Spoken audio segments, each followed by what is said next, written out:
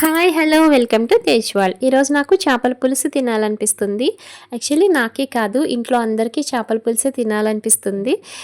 అందుకనే నేను ఈరోజు చేపల పులుసు ప్రిపేర్ చేస్తున్నాను. అది కూడా ఈ మట్టి దాకలో ప్రిపేర్ చేస్తున్నాను. ఇది ఇప్పుడే తీసుకొచ్చారండి. యాక్చువల్లీ పాతది ఉంది, అది బ్రేక్ అయిపోయింది. సో కొత్తది తీసుకున్నాము. చేపల పులుసుకి కావాల్సినవన్నీ నేను రెడీగా పెట్టుకున్నాను. మిర్చీస్ ఇవి కట్ చేసుకుంటే ఇవి కూడా రెడీ అయిపోతాయి. ఆల్రెడీ ఆనియన్స్ కట్ చేసి పెట్టాను. అయితే మనం ఈ చేపల పులుసుని మట్టి దాకలో చేస్తున్నాం కాబట్టి మీడియం ఫ్లేమ్లో పెట్టుకుని చేసుకుంటే మనకి టేస్ట్ అనేది చాలా అద్భుతంగా ఉంటుందండి. పులుసు కోసం తీసుకున్న ఫిష్ ఇది. అయితే ఇందులో కొన్ని పీసెస్ని నేను మ్యాగ్నేట్ చేసి పక్కన పెట్టాను, పిల్లలకి ఫ్రై చేసి పెట్టచ్చు అని. అయితే నేను ఎక్కువ మసాలాస్ ఏం యూస్ చేయలేదండి. అల్లం వెల్లుల్లి పేస్ట్, ఉప్పు, కారం, పసుపు, కొంచెం ఆయిల్ వేసి మ్యాగ్నేట్ చేసి పక్కన పెట్టాను. ఇలా మ్యాగ్నేట్ చేసి ఒక హాఫ్ అన్ అవర్ ఉంచిన తర్వాత దీన్ని నేను నువ్వుల నూనెలో వేసి ఫ్రై చేసుకున్నాను.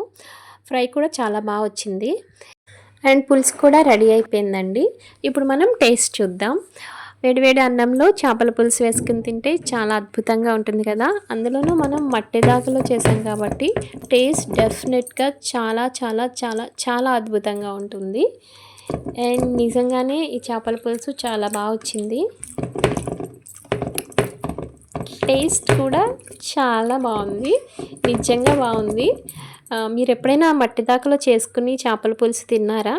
తిన్నుంటే నాకు కామెంట్ బాక్స్లో తెలియజేయండి. మట్టి దాకలో తిన్న వాళ్ళకి ఈ టేస్ట్ డెఫినెట్గా తెలుస్తుంది. నిజమే కదా? అయితే ఒక లైక్ చేయండి. నా వీడియోని ఫస్ట్ టైం చూస్తున్నారా? అయితే ప్లీజ్ ఇప్పుడే సబ్స్క్రైబ్ చేసుకోండి and keep watching. Thanks for watching.